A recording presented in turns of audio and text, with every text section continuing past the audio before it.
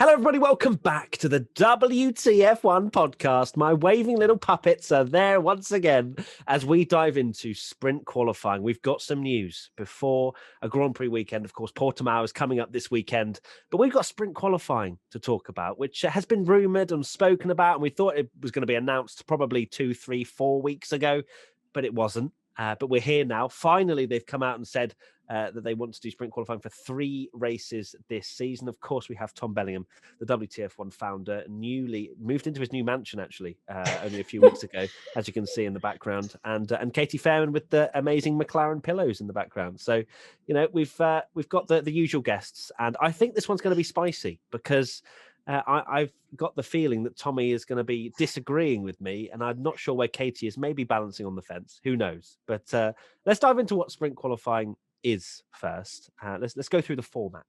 So, and this is probably the reason why me and Tommy are going to disagree, because Tommy loves getting rid of free practice, and this is what basically the format does. So on the Friday, you have a 60-minute first practice in the morning with 2 sets of tyres for teams to choose freely. And then you have the normal qualifying format, just like we know and love, in the afternoon, but with only 5 soft tyre sets available. So there's no mediums, there's no hards. It's just full-blown, pedal to the metal, soft tyre running, which is pretty nice, isn't it? No faffing about with this silly Q2 tyre rule and people trying to get through on mediums, and just soft tyres. Nice and simple. And you love soft tyres because, yeah, as you say, you hate that Q2 rule, and that's out the window for this one. So Saturday, 60-minute second free practice in the morning with 1 set of tyres for teams to choose freely. And then we have a 100-kilometre sprint qualifying in the afternoon with 2 sets of tyres for teams to choose freely. Can you gather there's a lot of choosing freely of tyres in this format? So 100 kilometres is a third, because it's a 300-kilometre normal race, isn't it? So it's 100 kilometres worth of racing, so 15, 20 laps. Bit of a sprint race. That's why it's called sprint qualifying. Why is it called sprint qualifying when it's a sprint race? I don't feel like that does itself justice. I suppose it's because it's very true, because it is makes a grid, isn't it, for the next race. But no, sprint race qualifying. You should call it sprint race qualifying, because I feel like if you looked at that on a piece of paper, you wouldn't go, "That's a race." You just go, "You're qualifying extra quick." It's a very good point, actually, Tommy, because obviously us nerds are going to be there like, "Oh yeah, we know exactly what sprint qualifying is," but most people tuning in about sprint qualifying. What is just a shorter qualifying? What? Yeah, exactly. And then they'll tune in and they'll see a race and they'll be like, "Wait, what?"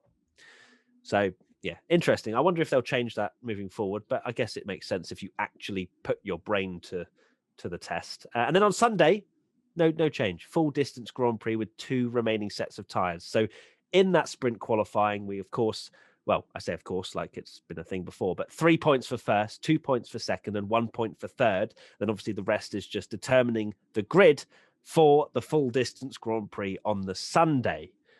I guess the only thing that is new for Sunday is now you're allowed to just choose whatever tyre you want to start the race on for Sunday.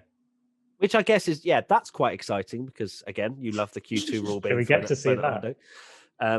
Which should, in theory, give us more strategy to keep an eye on, because you could have Hamilton on the front row on hards and Verstappen on softs, and you have that. It's basically like F2, isn't it? Really, where sometimes you have the leader or the guy that started on pole on a completely different tyre strategy, and then it's not till the end that we find out who's going to win. So. But then we don't need the whole of sprint qualifying just for that to happen, is it? It's not like that's the.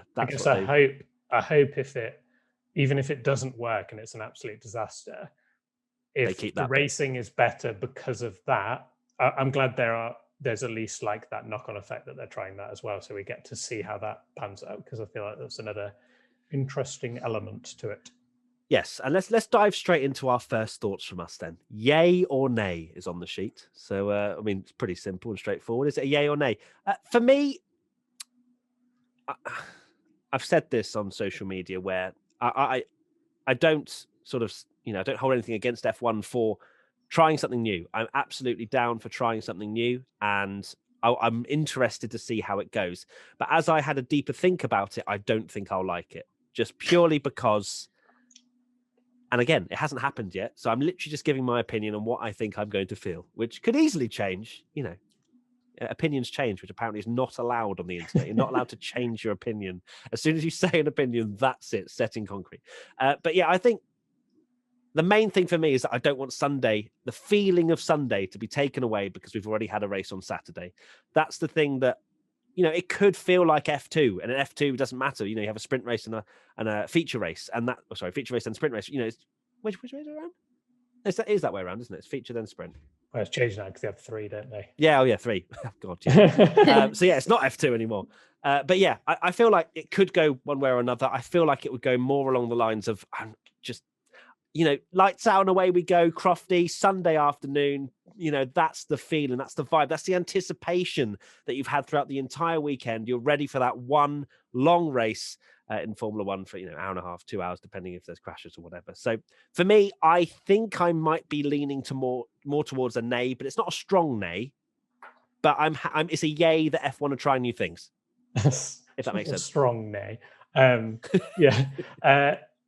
Weirdly, I was leaning more to yay, and we had our podcast, didn't we, where we spoke about it before, and it was a bit like, I don't know about this. It's the format sounded a bit weird, and we will go into it later. But how the points are only to 3 people, and we were basically talking about how it sounded a bit rubbish. But then, as soon as it was announced, and I saw the video that F1 put out explaining it, I was actually like, you know what? This sounds quite exciting, actually. And don't get me wrong, I'm not. I think there's plenty wrong with it, and we all love a moan. We all love a moan, don't we? As F1 fans, that's what we do.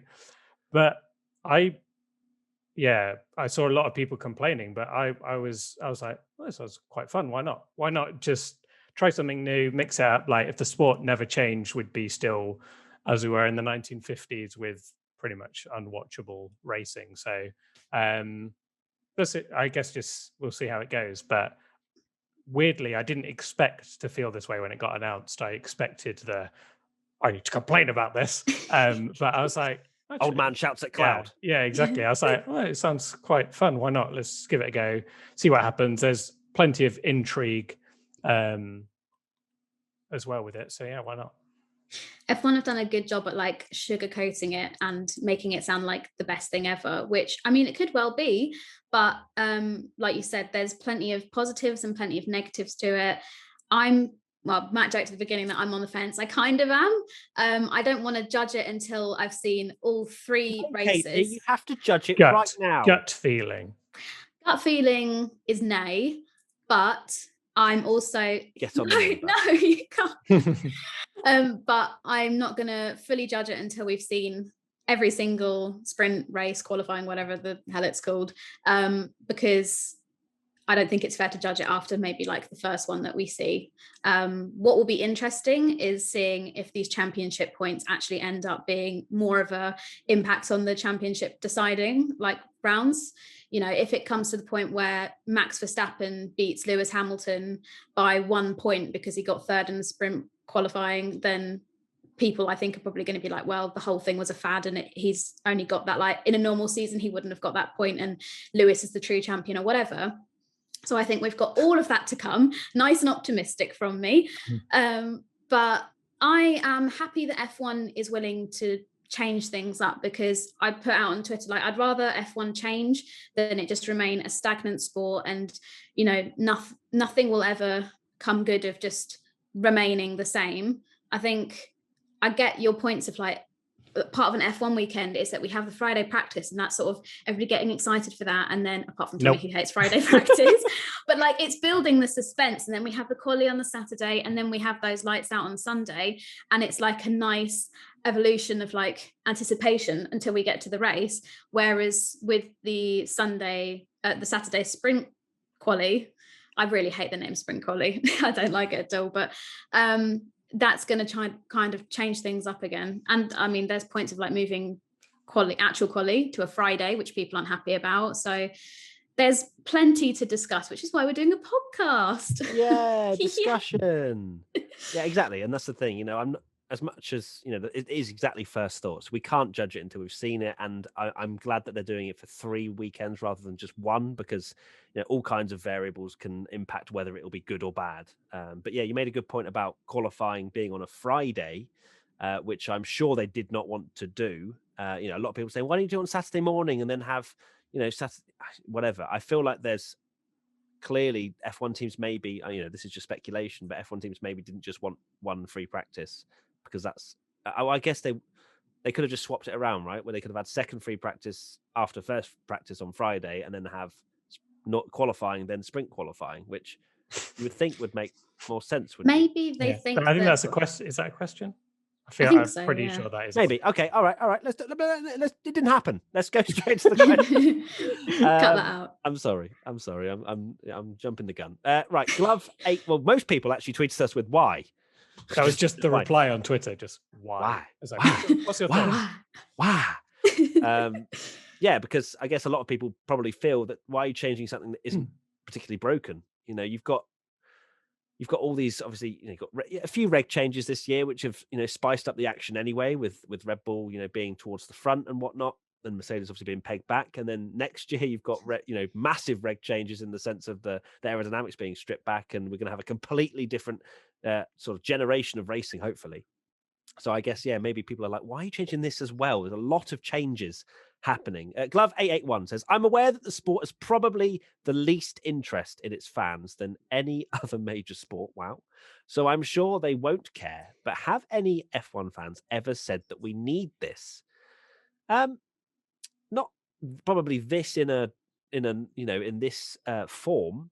I don't think many people, at least, we've got our ears to the ground, haven't we? We're social savvy. But I don't see any petitions of wanting potentially a sprint qualifying thing or whatever. Of course, there has been discussion about it for many, many months, and finally they've come out and said 3 races. But we just want better racing. Maybe was more racing. I personally am happy with the amount of racing. I don't know. I just feel like there isn't a need for more racing. Of course, when we have red flags and stuff, it's quite exciting. Oh my god, we're only halfway through the race at Imola or whatever, and we've still got another half to go, and we've been sat here for 2.5 hours. But I don't know.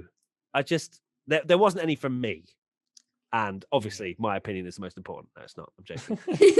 I don't feel like there was much at least much call for that. No, I mean, Glove 881 has basically answered his own question in the start of it. It's not. They don't care. Yeah, they don't care. That's the thing, though. It's not about F1 fans. It's about making the sport appeal to a wider audience and more American. I don't think it's even that. I think at the end of the day, it's just we are Formula One fans and love the sport and will watch everything. It's they mess with stuff all the time and they change it. And despite us all going, you've changed it to a hybrid engine, I'm not going to watch anymore. Everyone that loves Formula One, they're still going to watch it. They're still going to watch it, even though, we're going to street circuits instead of traditional racetracks. Like, at the end of the day, we're all going to watch Formula One. So it's easy to forget that we will watch that. So you kind of have to put yourself in the perspective of, I wouldn't even say a casual fan. Like, I was thinking about this. So I like Formula E, IndyCar, MotoGP. I wouldn't call myself a mega fan, but I like watching it. I'll watch every race.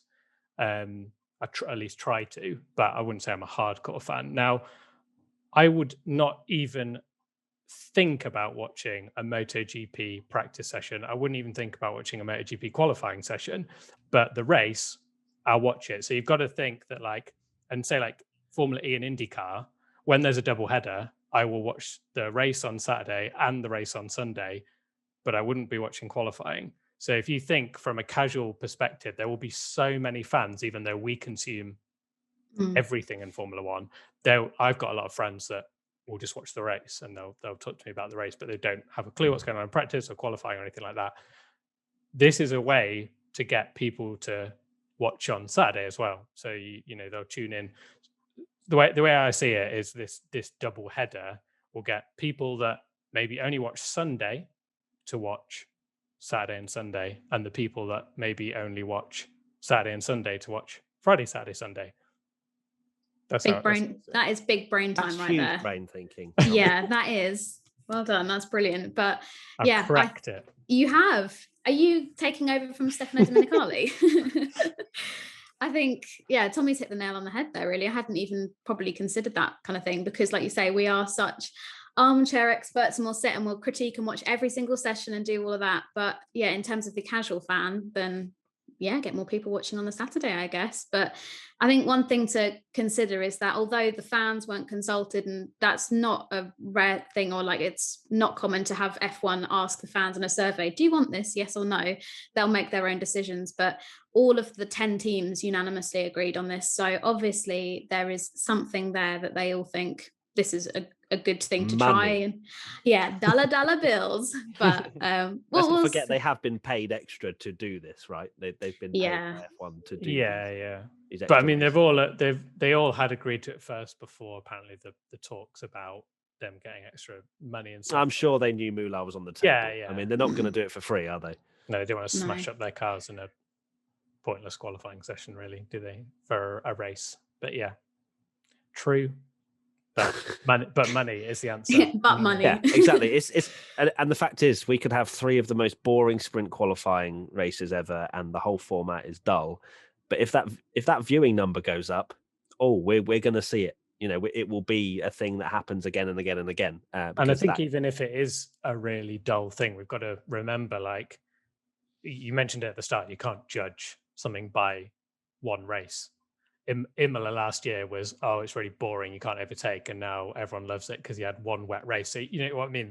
The first sprint qualifying could be an absolute banger, and then everyone thinks it's the best idea in the world, or it could be absolutely terrible and everyone will say this is stupid. It's almost like just what one thing could make or break it. But in terms of like, you're right, the racing almost doesn't matter. It's how many eyeballs start watching it.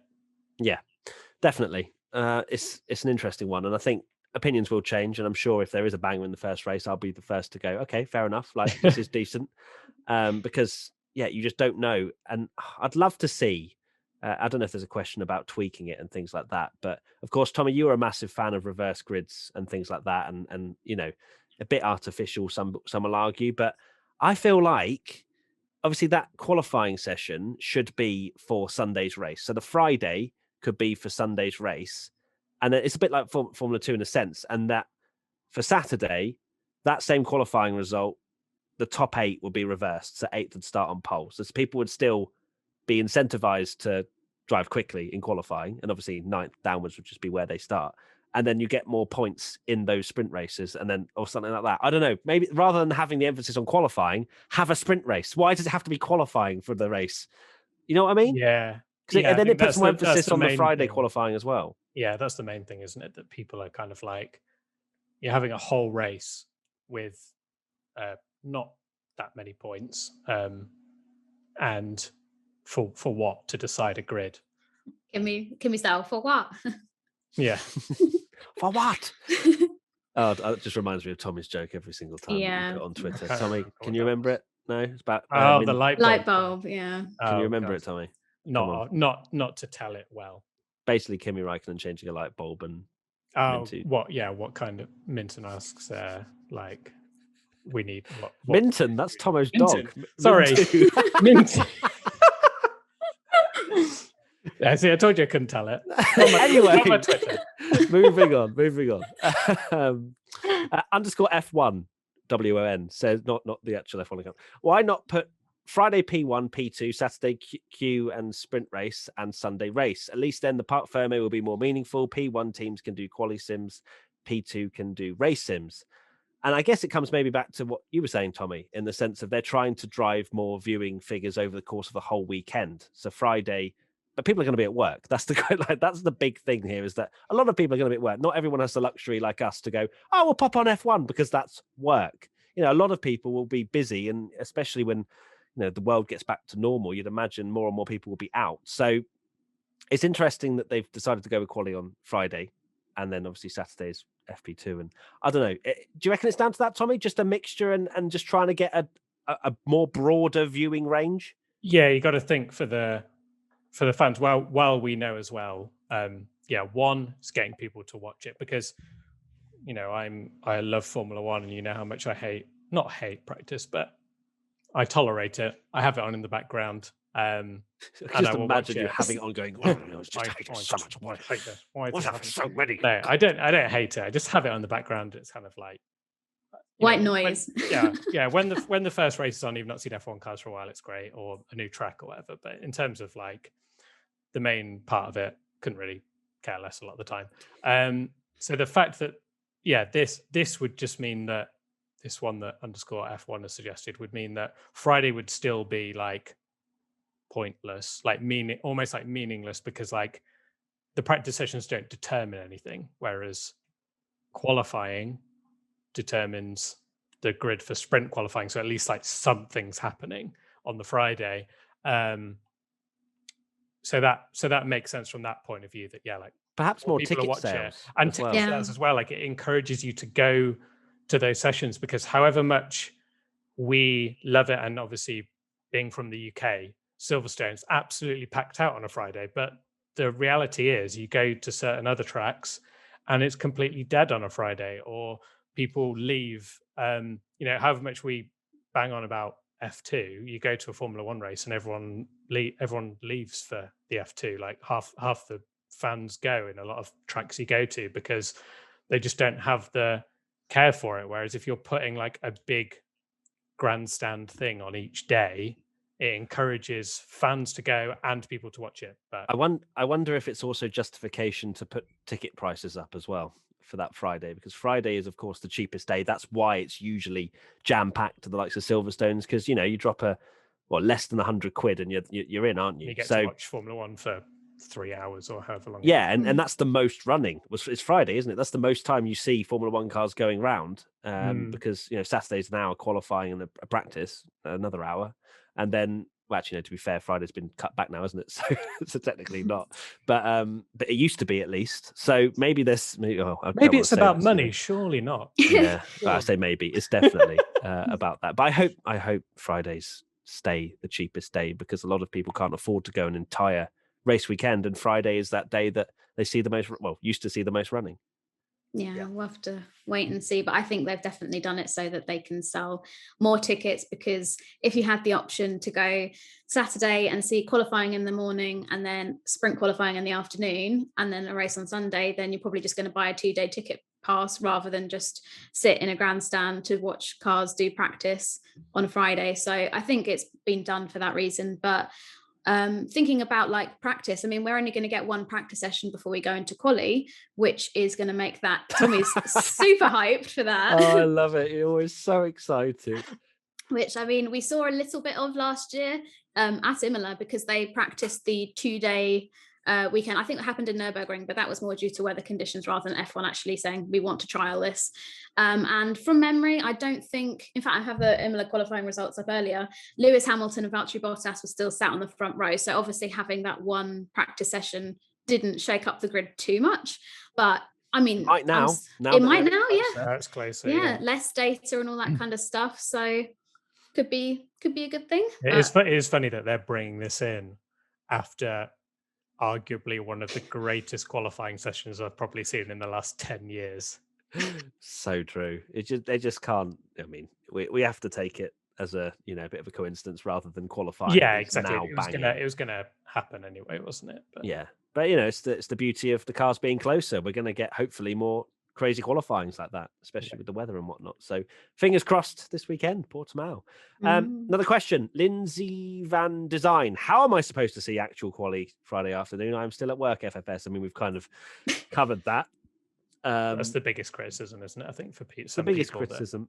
I think people will try their very hardest to still watch it and, record it or whatever. I'm sure that is the big negative for Formula One as well. They want people to see qualifying, of course, and they might see that numbers, if you compare to Saturday qualifying to Friday qualifying, I'm sure the numbers will drop quite a lot. But I guess if they look at it from a 3-day perspective, is there more people watching?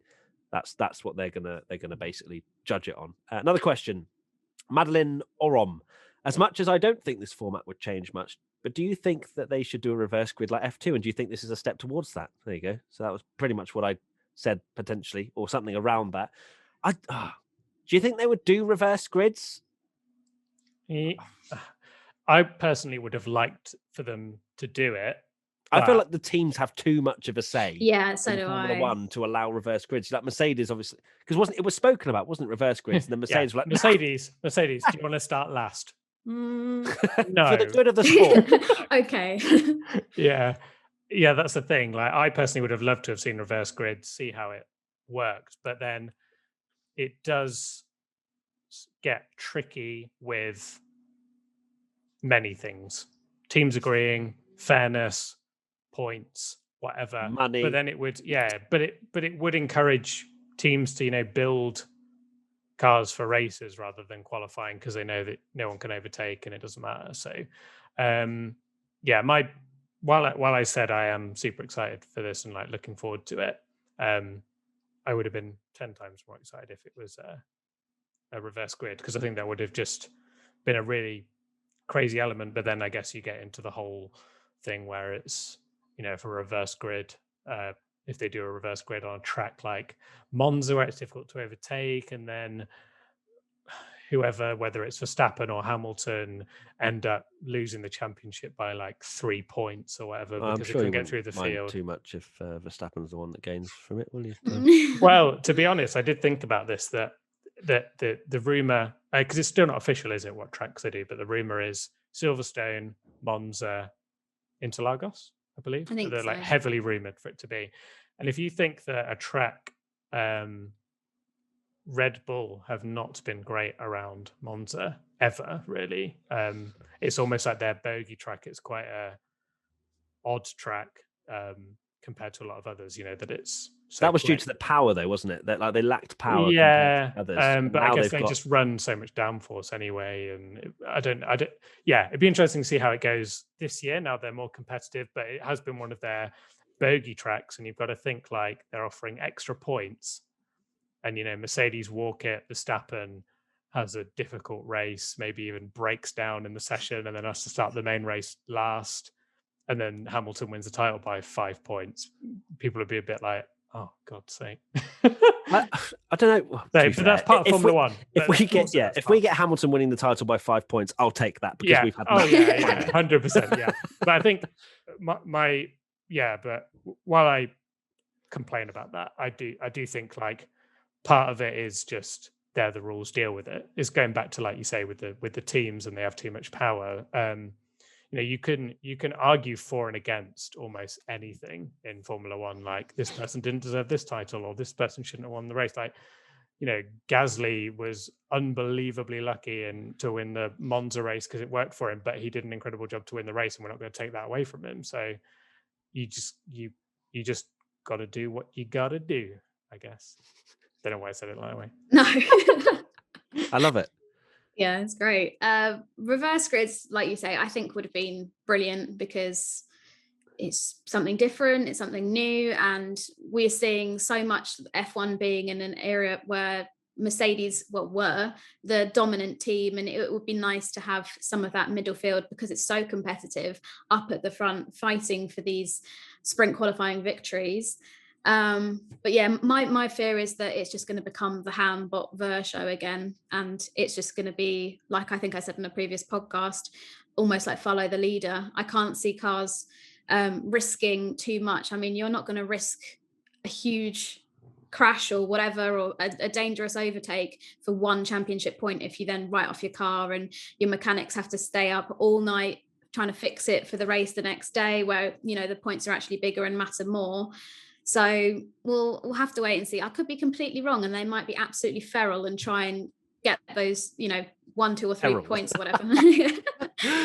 But we'll have to wait and see. But my fear is that it will just be like 3 points for Hamilton or Verstappen, and then the rest goes to Bottas or the others. So yeah, that's one of my main fears, is that it will be a procession in some ways, because you're not going to risk a dive bomb to start 4th rather than 5th, or 9th rather than 10th. Because if you crash, you're starting at the back of the field for Sunday's race. So unless there's more points on offer, i.e. 10, 8, 6, 4, 3, 2, 1, there isn't really much point in racing if you're in the midfield, because and even if you're 3rd, 2nd or 1st, 1 point difference is like going for fastest lap. Sometimes they don't go for it. Sometimes they do. It depends if they fancy risking it. And there's more to lose, of course, because if you do bin it, you're starting at the back. So if you're a Verstappen or a Hamilton or a Bottas, I think you're risking it. Well, not risking it, but thinking, okay, maybe lap 1 is a great opportunity to get in front. But after that, there's no pit stops. There's no strategy. It's all going to be done on, unless there's obviously rain, it's all going to be done on the track. So I feel like there needs to be more on offer in sprint qualifying, sprint racing, whatever, in order for there to be more incentive to actually race hard, in my opinion. So that's my one. Yeah, that's one of my big sort of, kind of, I suppose. Yeah. That's kind of the next question. You look, just led on beautifully. I keep smashing it with just basically ruining people's questions. This is Ollie Love. Why are points only awarded for the top 3 finishers? Wouldn't it be better if there'd be points for 1 to 20 racing for each position? I think there should be more points available. I don't think there should be a point for every single place, because that would mean 20 for first, and then you get 25 for a victory, unless you change the points for the you'd have to change the race points as well. for the next race. And then it gets crazy numbers, doesn't it? So yeah, I feel like 10, 8, 6, 4, 3, 2, 1. Look, F1, if you want to take that idea, it's fine. Do it. I know you listen to this podcast avidly. So that's my opinion. Yeah, that is the biggest worry for this race, is why would you risk a move? In a normal race, you say it's, I don't know, Gasly is fighting Charles Leclerc for 7th place, and Gasly goes for the move because in a normal race where he thinks, I'm going to get more points here, we're fighting for them in the constructors title, fine, go for it. If I crash, oh well, but not ideal. Yeah. But there is more reward for doing it. In this sprint qualifying, exactly the same scenario. Gasly's racing Charles Leclerc for that position. He goes, well, I'm not getting a point if I screw up like all I'm overtaking here is to 1 grid slot, which I might even be able to just overtake him at the start tomorrow anyway, off the line. And then you're going to be, if he writes off his car, then he's not only has to, like you say, repair, like the team have to repair that car, he's starting last because he's qualified last by binning it and finishing last. So that is the big concern. But then, which is why I feel like they have put this points for the top 3, but then Formula One is so uncompetitive these days that it's not that's really 2 teams. That's 2 teams. Yeah, it's 2 teams fighting for those positions. And if the season's anything to go by, it's one driver getting the 1 point in third, because of how it seems like Max and Lewis are just seem miles ahead of everyone. So that is my big concern, why they've gone for this, whereas reverse grids would have been like, the drivers want to come through the field because they can start the race in a better place, and there's more incentive to race in that sprint qualifying. And while people say it's artificial, I still think there is something in the fact that qualifying, the reason Formula One can be too predictable is that you're putting the fastest people at the front and the slowest at the back. So of course that's the order it's going to finish at. So if you reversed it, there's some kind of incentive there. And you can argue if it's reverse grids, they wouldn't even need those 3 points, because the fight is to get as far through the field as you possibly want. And then you've got a banger of a race on Sunday as well, because Lewis might have only got to 7th, so he's starting 7th. So there's still more overtaking to be had the next day. So, yeah. But they'll never say yes to that. So it's just they just won't. They just won't, will they? Unless they go back to the whole old school FIA where they're like, these are the rules. I don't care. Screw you. And then we have a Super League. No. Please no. No, it's I think I'm going to probably just echo what you guys have already said and what I've said earlier in the podcast. But I think the points aren't enough to risk the moves and things like that. And like Tommy said, you could be fighting for 7th on the track in sprint qualifying, but then you might be somebody who starts better than, Pierre Gasly might start better than Charles Leclerc anyway, and he'll just take them at the line and it'll be done, sorted. So I think it's a weird one, but I won't keep going on because otherwise I'm just going to waffle on at points I've already made. Lovely. I've actually just worked out that's the top 7 that I was saying. So 10, 8, 6, 5, 4, 3, 2, 1. It's the top 8. There you go. Boom. I think that's the dream. Old school points. Exactly.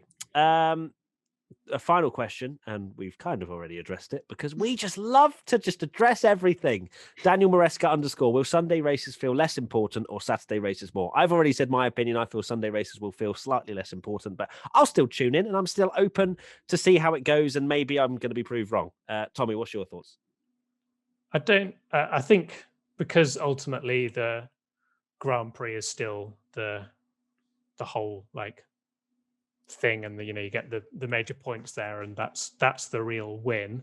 I still think it would be very strange. I think the first time we watch it would feel like we've already had the race and you're like, oh, there's a race tomorrow. That's going to be very strange.